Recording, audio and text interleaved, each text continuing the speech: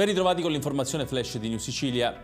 Il Tribunale del Riesame ha annullato l'imputazione per tentato omicidio per Manuel Catalano, il giovane di 18 anni che avrebbe sparato alcuni colpi d'arma da fuoco la sera del 23 dicembre scorso alla discoteca Mob di Villagrazia di Carini durante una maxirissa.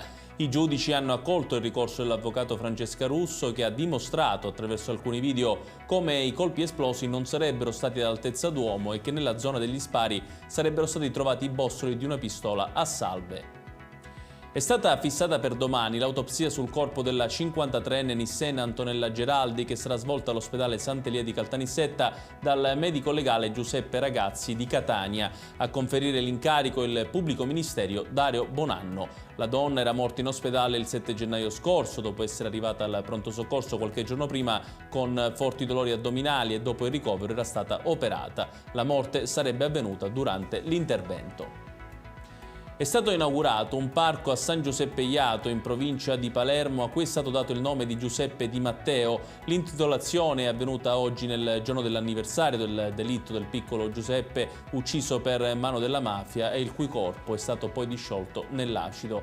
Il progetto è stato voluto e coordinato dalle commissarie dell'amministrazione comunale Ester Mammano, Federica Nicolosi e Susanna Conte e ha previsto la riqualificazione dell'area grazie a fondi del Ministero dell'Interno.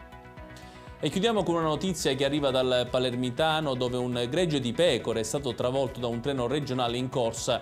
Gli animali si trovavano tra i binari vicino ad un passaggio a livello tra Montemaggiore, Belsito e Sciara per pascolare. L'incidente avvenuto ieri pomeriggio ha provocato delle conseguenze anche sulla linea ferroviaria per buona parte della giornata. Per alcune ore infatti la circolazione ferroviaria è stata sospesa in quel tratto, con ripercussioni anche sulle altre linee. Complessivamente sono stati cancellati 2 treni regionali, mentre altri 3 hanno subito limitazioni.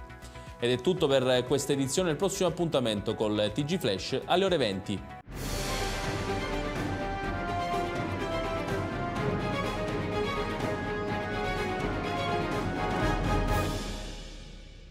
Procar, centro assistenza autorizzato BMW e Mini, adesso anche BMW Motorrad, via George Marshall 7, Mister Bianco, Catania.